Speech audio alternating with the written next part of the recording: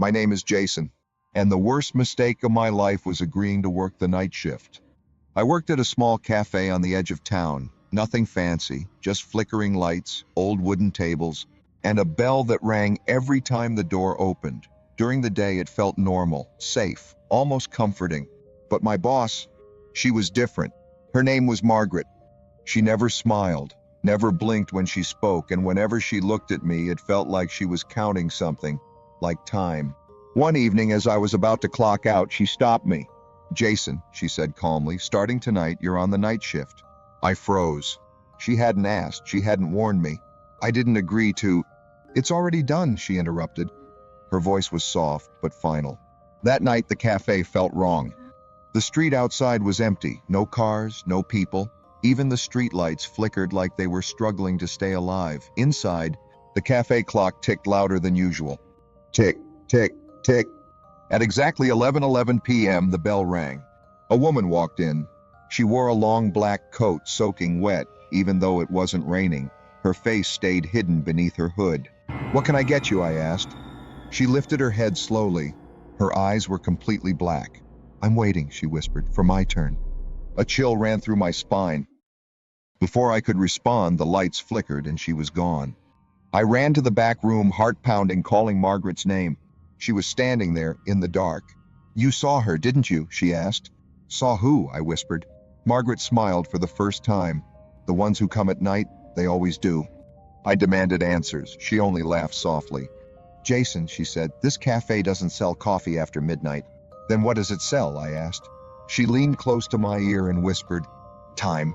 Suddenly, the clock stopped ticking. The bell rang again. And this time, multiple footsteps echoed through the cafe. I realized something horrifying. The night shift wasn't a job. It was a selection, and I had just been chosen. After midnight, by 12 a.m., I understood why no one ever stayed long at this cafe. Different faces, same empty eyes. A young girl with tear-stained cheeks.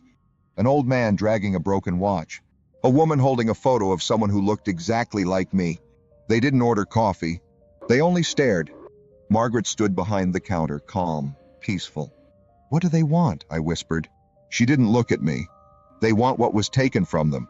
The clock started ticking again, but backwards. The door kept opening. Suddenly, memories flooded my mind, things I had never lived. Drowning, burning, standing alone in this dark, screaming.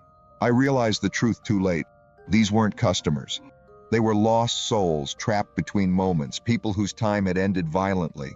And the cafe, it was the last stop. Margaret finally faced me. "I was like you once," she said softly. "Young, scared, chosen." "What happens to me?" I asked. She placed a cold hand on my shoulder. "You'll stay, or you'll take someone else's place." The bell rang again. A woman walked in. She looked exhausted, confused, alive. Margaret turned to me. "Make your choice, Jason." I looked at the woman, then at the shadows behind her. I couldn't do it. The lights exploded. The cafe screamed. I ran. When I woke up, it was morning.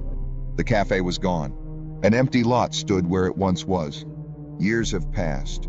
But every night at 11:11 p.m., my phone vibrates. No message, just a notification. "Your shift is waiting." And sometimes, when I pass a cafe late at night, I see Margaret inside, smiling, waiting for the next Jason.